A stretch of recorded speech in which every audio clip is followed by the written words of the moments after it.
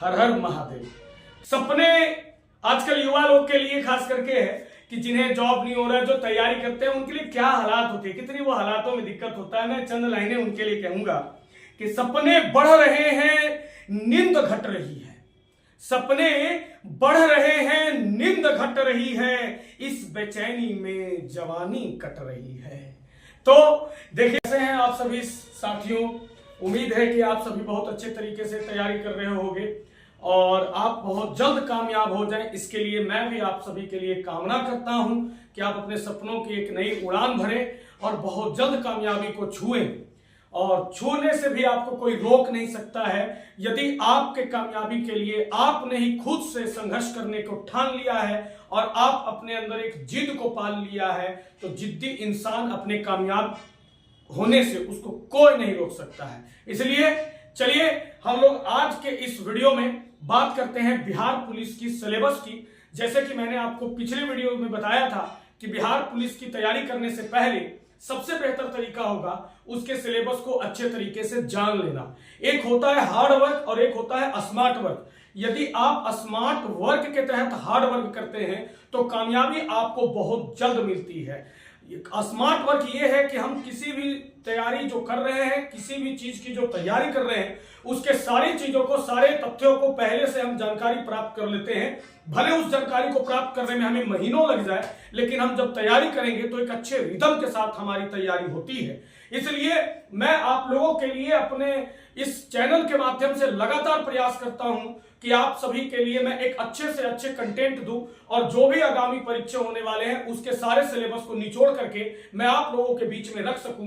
तो आज के इस वीडियो में हम आगे की ओर बढ़ते हैं। पिछले वीडियो में मैंने आपको बिहार पुलिस की सिलेबस के बारे में बताया था कि बिहार पुलिस में मैथ्स से कितने सवाल होते हैं, साइंस और जीएस, हिंदी, इंग्लिश और करेंट अफेयर से कितने सवाल होते हैं। जैसे मैं एक बार फिर से रिपीट कर दूं कि मैथ्स से लगभग 5 सवाल होते हैं, 5 या 6 सवाल, 4 सवाल होते हैं। इसकी कोई गारंटी नहीं है कि जितना मैं बता रहा हूं उतना ही पूछे, 2-3 ऊपर नीचे भी हो सकते हैं।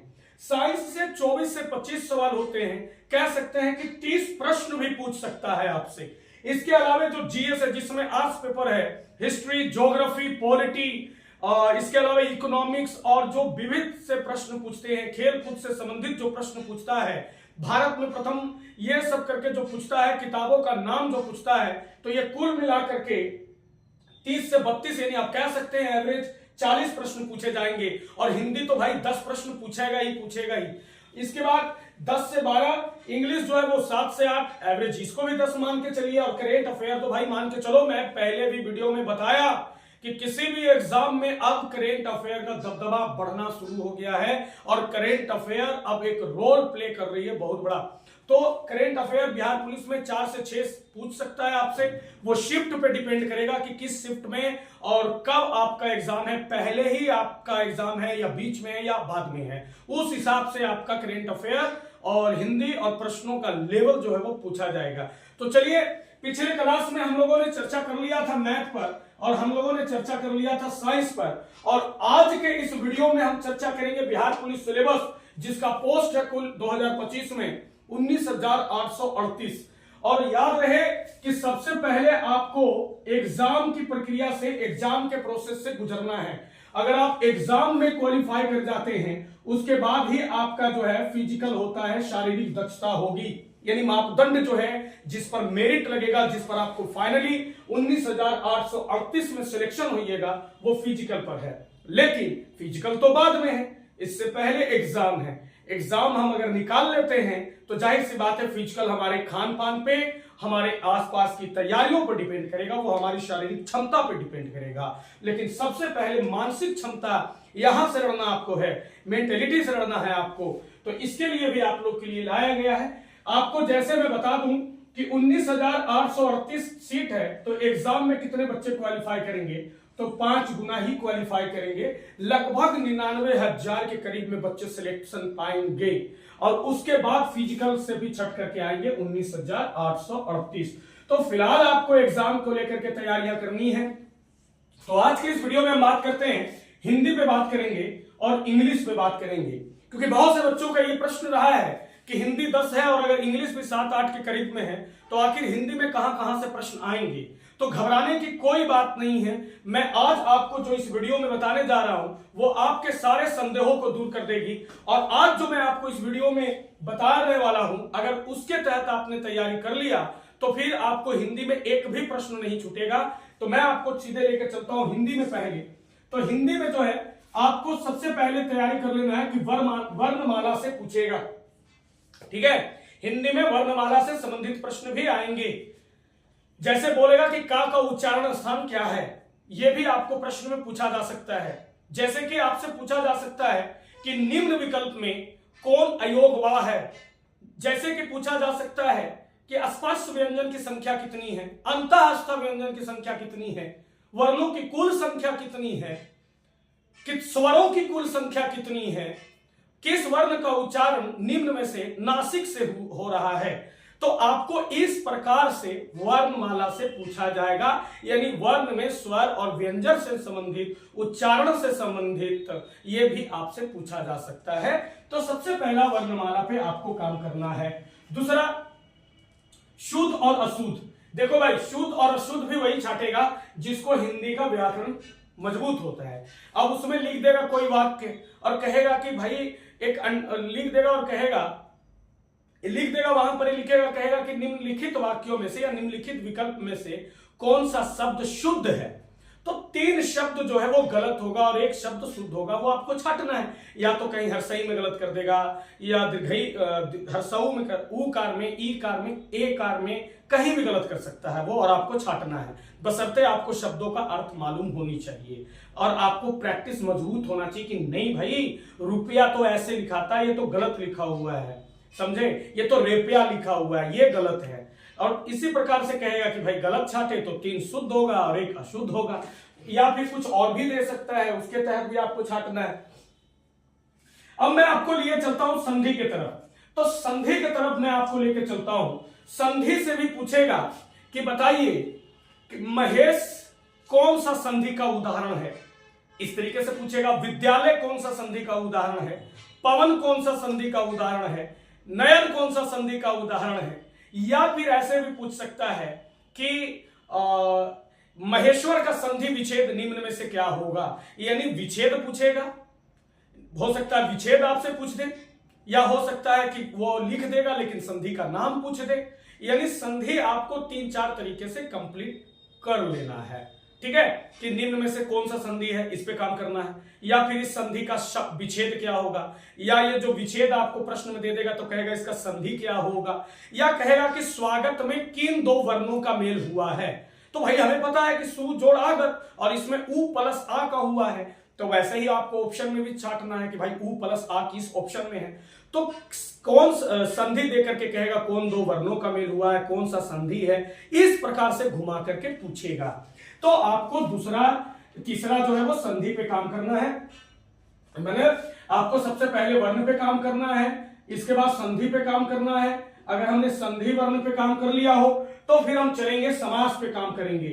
समास में भी आपको कह देगा कि भाई चंद्रशेखर कौन सा समास है, यह आपसे सवाल पूछा जा सकता है।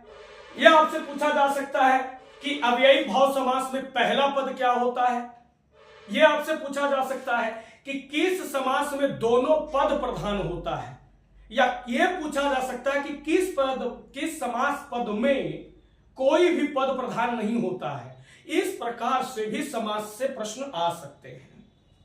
या फिर ऐसे भी पूछ सकता है समास से संबंधित कि कौन सा ऐसा समास पद है जिसमें पहला पद संख्या होता है, या कौन सा ऐसा है जो विशेषता को बताता है। इस प्रकार से भी पूछ देगा। या फिर समास को विग्रह करने के लिए दे देगा कि भाई इसका विग्रह करके बताइए निम्न में से कौन है। तो समास पे तो पहले आपको वर्ण पे कमांड बनाना है, सारा खेल यहीं से शुरू होता है। उसके बाद संधि करना है, उसके बाद समास पे काम करना है, उसके बाद आ जाती है बारी रटने की। ये तो है समझने की, इसके बाद है रटने की। शुद्ध अशुद्ध तो भी करना ही है। उसके बाद आपको मुहावरा पर याद कर लेना है, जिसकी राठी उसकी भैंस, समझे चले ना आवे अंगनवा टेढ़। इस प्रकार से तो आपको मुहावरा पर भी काम करना है। जो मुहावरा के अलावे जो है लोकोक्ति पर भी आपको काम कर लेना है। लिंग निर्णय पे काम कर लेना है कि कौन सा शब्द कौन सा लिंग निर्णय है, दही कौन सा लिंग होगा, स्त्रीलिंग होगा कि पुल्लिंग होगा, घी कौन सा होगा, स्त्रीलिंग होगा कि पुल्लिंग होगा। चलिए भाई जब आप अगर मेरी वीडियो को यहां तक देख लिए हैं तो बताइएगा कमेंट में कि दही और घी कौन सा लिंग है। साथ ही साथ मैं बता देता पूछ लेता हूं मोती कौन सा लिंग होगा, स्त्रीलिंग होगा या पुल्लिंग होगा। तो आपको जो है उपसर्ग वर्णमाला, शुद्ध अशुद्ध, संधि, समास, मुहावरा, लिंग निर्णय, लोकोक्तियां भी आपसे पूछेगा। उपसर्ग और प्रत्यय भी आपसे पूछ सकता है, उपसर्ग और प्रत्यय भी आपसे पूछ सकता है कि बताएं भाई कि लिख देगा कि दयालु में कौन सा प्रत्यय है, तो प्रत्यय आपको बताना है, चॉइस ए, चॉइस बी, चॉइस सी, चॉइस डी, जो इसमें आएगा वो आपसे पूछ देगा। बोल देगा कि जनता में कौन सा प्रत्यय लगा हुआ है, ये भी आपसे पूछा जा सकता है।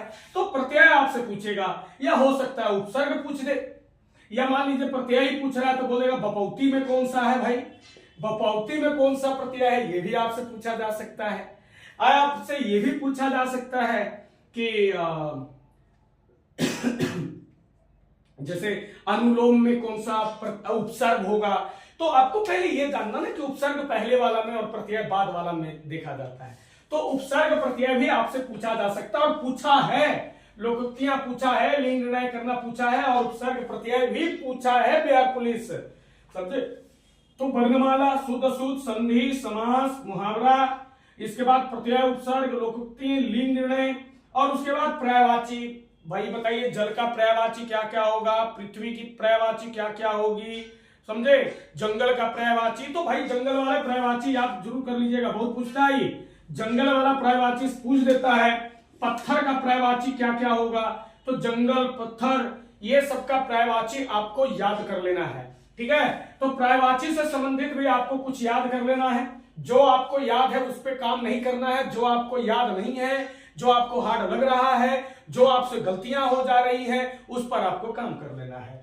इसके अलावा उल्टा शब्द पे भी काम कर लेना है, विलोम शब्द पे भी काम कर लेना है। कह देगा विलोम शब्द में कह देगा आयात का बताइए विलोम क्या होगा, तो आयात का विलोम क्या होगा, जो होगा बताना है कि भाई निर्यात होता है आयात का विलोम।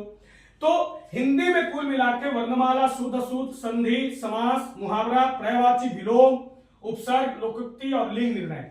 अगर आपने इतना पे कमांड बना लिया, इतना पे कमांड बना लिया तो भाई आपका हिंदी फिक्स है, हिंदी फिक्स है। इसके अलावा हिंदी में क्या पूछता है, ग्रामर से ये हो गया, और इसके अलावा हिंदी में पूछ देगा पुस्तक लेखक। तो पुस्तक लेखक ये नहीं पूछ देगा कि भाई फला, पुस्तक लेखक कहने का मतलब ये है कि आप 9th में जो पढ़े हैं, 10th में जो आपने पढ़ा है, वही सारे कहानी जो आपने पढ़ा है, कविता जो आपने पढ़ा है, निबंध जो आपने पढ़ा है, आलोचना जो आपने पढ़ा है, यात्रा वृत्तांत जो आपने पढ़ा है, ये जीवनी जो किसी का पढ़ा है, यानी जो 9th और 10th का जो सिलेबस है किताब में, जो आप 100 नंबर के देने जाते हैं उसमें 50 नंबर का जो आप किताब का लिख के आते हैं, वही वाले पूछ देगा बताइए बातचीत का लेखक कौन है, बातचीत का लेखक कौन है। अब बातचीत जो है वो 12th क्लास का हिंदी है और इसका पहला चैप्टर है, बालकृष्ण भट्ट है इसके लेखक। आपसे पूछ देगा रेल यात्रा जो है इसके लेखक कौन है, तो ये 9th में के हिंदी से पूछ रहा है। इसका मतलब पधारो मारे देश, पधारो मारे देश, तो पधारो मारे देश का लेखक, पधारो मारे देश इसका लेखक कौन है, ये भी 9th से है, समझे। तो इस प्रकार से आपसे कहानी का प्लॉट ये भी पूछ सकता है, कुछ किताबों का नाम भी पूछ सकता है इस तरीके से, या पूछ देगा भारत से हमने क्या सीखा, ये किसने लिखा है, इस प्रकार से। या भी जैसे कि ये भी पूछ सकता है कि लहना सिंह किस कहानी का पात्र है, लहना सिंह किस कहानी का पात्र है। ध्यान रहे लहना सिंह का जो पढ़ना है वो उसने कहा था क्लास 12th के हिंदी में, कहानी है ये, बड़ा ही मजेदार कहानी है, पढ़ा होगा तो याद आ रहा होगा आपको, ठीक है। तो लहना सिंह किस कहानी का पात्र है, बातचीत का है, वो तो निबंध है। दूसरा आपसे कुछ और दे सकता है, यानी कि ये उसने कहा था कहानी का पात्र है और मुख्य पात्र है, हीरो है इसमें, ये इस तरीके से पुस्तक का लेखक। तो आपको उसको घोर के पी जाना है, पीछे वाला किताब का जो पीछे रहेगा ना, लिखा हुआ रहता है कि भाई ये चैप्टर इसका लेखक, ये चैप्टर इसका लेखक, ऐसे आपको याद कर लेना है केवल, ठीक है। अब तो यहां पर हो गया वर्णमाला, शुद्ध अशुद्ध, संधि, समास, मुहावरा, पर्यायवाची, विलोम, उपसर्ग, प्रत्यय, लोकोक्ति, लिंग, लिंग निर्णय करना, पुस्तक के लेखक। यदि आप स्क्रीनशॉट लेना चाहते हैं तो मैंने आपको पहले भी बताया था, आज भी बता रहा हूं कि जो शुरू में रहता है तो उस टाइम भी ले सकते हैं, या अभी भी आपको समझ में आ रहा है तो अभी भी आप स्क्रीनशॉट जो है वो ले सकते हैं। मैं आपको हेल्प कर देता हूं, इसको इरेज करके आप इसको स्क्रीनशॉट ले सकते हैं, बिल्कुल इसको आप स्क्रीनशॉट ले सकते हैं, बिल्कुल आप स्क्रीनशॉट ले लें। पहले नंबर 1 में वर्णमाला है, नंबर 2 में शुद्ध अशुद्ध है, नंबर 3 में संधि है, नंबर 4 में समास है, मुहावरा है, पर्यायवाची है, विलोम शब्द है, उपसर्ग है, प्रत्यय है, लोकोक्ति है, लिंग है, और पुस्तक लेखक 9, 10, 11, 12, ठीक है। इंग्लिश का भी आपका स्क्रीनशॉट हो चुका होगा। तो ये हिंदी का हो गया। अब साथ साथ में इंग्लिश भी देख लेते हैं। भाई देखो, इंग्लिश में सिनोनिम्स आपसे पूछेगा, 1 नंबर का वो पूछेगा, पर्यायवाची, एंटोनिम्स पूछेगा 1 नंबर के, ये भी पूछ देगा। उल्टा शब्द ये तो रटना है आपको इंग्लिश में। बिहार बोर्ड के बच्चे तो फिर इंग्लिश रटेंगे ही ना, इंग्लिश कहां पढ़ते हैं, मैथ, साइंस, और इंग्लिश पे ध्यान नहीं देते हैं। अब तो कोई भी एग्जाम में घुस रहा है ये लैंग्वेज दोनों, अब इस पे ध्यान देना जरूरी नहीं, मजबूरी हो चुकी है। तो सिनोनिम्स, एंटोनिम्स, इसके अलावा अगर आप ग्रामर पढ़ते हैं तो ग्रामर में आपको आर्टिकल से भी पूछ सकता है, आर्टिकल से पूछ सकता है, और भी कुछ पूछ सकता है, वर्ब से पूछ सकता है आपसे, एक्सिलरी वर्ब, मोडाल वर्ब पूछ सकता है, मार्जिनल वर्ब किसको कहते हैं, एक्सिलरी वर्ब कौन है इसमें, मेन वर्ब कौन सा है इसमें, सेंटेंस से पूछ सकता है कि इसमें सेंटेंस नहीं पूछेगा, वर्ब पूछेगा, आर्टिकल्स पूछ सकता है, ज्यादा हार्ड भी नहीं पूछेगा इंग्लिश में, ठीक है। एंटोनिम, सिनोनिम, आर्टिकल, वर्ब यानी ग्रामर के अंतर्गत। और अगर आपका टेंस मजबूत है तो ट्रांसलेशन बन जाएगा ही, उसने आपको बुलाया है और कहेगा निम्न में से कौन सा ट्रांसलेशन सही होगा, उसने आपको बुलाया है, भाई कमेंट में ट्रांसलेट करके बता दीजिएगा, उसने आपको बुलाया है, सही होगा, मैं जवाब दूंगा कि हाँ भाई सही है। तो ट्रांसलेशन भी पूछता है, या पूछ देगा कि I did not watch the TV, ये कौन सा टेंस का है, आप वो बताइए आप वहां पे। इस प्रकार से टेंस मजबूत रखना है। वॉइस आपसे पूछेगा, जिसका टेंस मजबूत है उसका वॉइस, जिसका टेंस मजबूत है उसका नरेशन भी मजबूत है। तो एक नरेशन पूछ देगा, एक वॉइस पूछ देगा, एक ट्रांसलेशन भी पूछ देगा। तो वॉइस भी आपसे पूछेगा, एक्टिव पैसिव आपको याद रखना है, ज्यादा हार्ड नहीं पूछता है वॉइस, ठीक है। ज्यादा से ज्यादा पूछ देगा वॉइस में, क्या पूछ देगा कि do you play cricket, do you play cricket, और भाई कहेगा इसका पैसिव बनाओ, तब इसका पैसिव बनाओ, इसको यहां ला दीजिए क्रिकेट और यहां यूज कर दीजिए इसको, तो इसका पैसिव पूछ देगा आपसे, या पैसिव दे देगा तो कहेगा एक्टिव में बदलो, इस तरीके से कहेगा। नरेशन में आपको डायरेक्ट स्पीच और इनडायरेक्ट स्पीच आपको मालूम होनी चाहिए, पूछता है नरेशन, समझे। और आपको ज्यादातर डैट में ध्यान देना है कि डैट अगर सही है तो फिर देखिए कि इधर इन्वर्टेड कोमा के अंदर वाला जो वो सही से बदल रहा है कि नहीं, उस पर आपको फोकस करना होता है। तो नरेशन में आपको इतना काम करना है कि आपको चेंज ऑफ पर्सन पे काम कर लेना है नरेशन में। मैं आपको थोड़ा सा हेल्प कर देता हूं, किस किस पे काम कर लेना है नरेशन में भाई। तो change of person, change of person इस पे काम कर लेना है, चेंज ऑफ पर्सन पे काम कर लेना है, चेंज ऑफ टेंस पे काम कर लेना है, और change of other parts of speech पे काम कर लेना है, इस पे काम कर लेना है। नॉर्मल वे में काम करना है, नॉर्मल वे में काम कर लेना है। अगर इस पे कम काम करते हो तो इस पे सिर्फ 2 पे काम कर लो ढंग से, change of person, change of tense. अगर इतना पे आप काम कर लेते हो ना ढंग से नरेशन में, तो आपसे 1 नंबर का नरेशन आ जाएगा, 1 नंबर का वॉइस आपसे बन जाएगा, 1 नंबर ट्रांसलेशन 3 हो गया, ग्रामर 1 नंबर का यहां धरा आ जाएगा, 4 हो जाएगा। सिनोनिम एंटोनिम्स 2 नंबर का है, देवता पितर आपका अगर घर का साथ दिया, नारियल आकर अपने मन से गच्छा, तो 2 में से 1 सही हो जाएगा। 5 करेक्ट इनकरेक्ट है, तो भाई उसमें स्पेलिंग देखना पड़ता है कि भाई कौन सा स्पेलिंग सही है, गलत भी हो गया कोई बात नहीं, यहाँ 4 हमने ले रखा है, यहाँ हमने ले लिया 5। और एक पैसेज आएगा, पैसेज, वहां पर एक लंबा चौड़ा सा लिख देगा कहानी टाइप के, और उसी में से एक प्रश्न पूछेगा और उसी में से जवाब देना है। तो ढंग से पढ़ा तो वो जवाब, 7 पूछा तो भाई 5 तो कंफर्म है इंग्लिश मार दोगे अगर ढंग से पढ़ दिया तो। 5 नंबर बहुत ज्यादा नंबर है। छटने वाले यहाँ 1 नंबर से छट जाते हैं, छटने वाले यहाँ पे 0.1 से भी छट जा रहे हैं, 0.3 से भी छट जाते हैं, इसलिए 5 नंबर बहुत ज्यादा है और एक एक नंबर करके हम 100 नंबर तक जाते हैं। ठीक है, एक एक नंबर का होता है जो 100 नंबर होता है, इसलिए सब पे ध्यान देना है।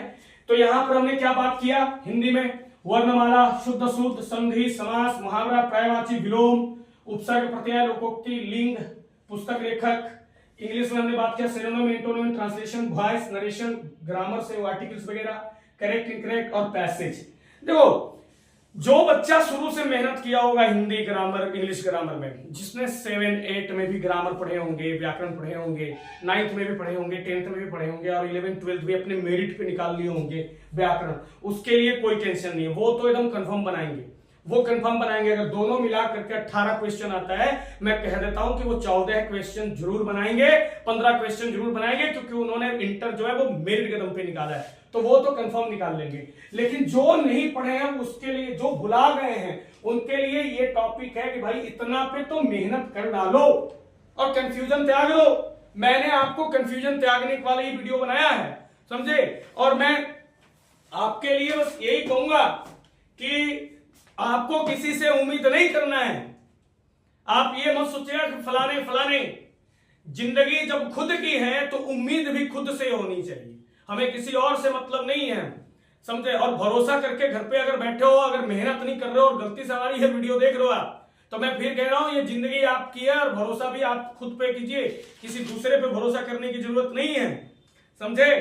और आपके लिए एक चीज मैंने लिखा था कि मैं लब हूं पर मेरी बात तुम हो, मैं लब हूं पर मेरी बात तुम हो, और मैं तब हूं जब मेरे साथ तुम हो। ये जवानी कटे ना, पहले ही तैयारी करके अपनी जवानी को बचाओ भाई, और जवानी को देश की सेवा में लगाओ। ठीक, तो मिलते हैं आप लोगों से अगले वीडियो में। उम्मीद है कि आप लोगों को बहुत अच्छा लगा होगा। अच्छा लगे तो लाइक कमेंट किया कीजिए, शेयर जम के किया कीजिए। आप लोगों के लिए इतना मेहनत करके मैं वीडियो बनाता हूं, ठीक है। तो मिलते हैं आप लोगों से अगले वीडियो में, तब तक जय हिंद, जय भारत, जय बिहार।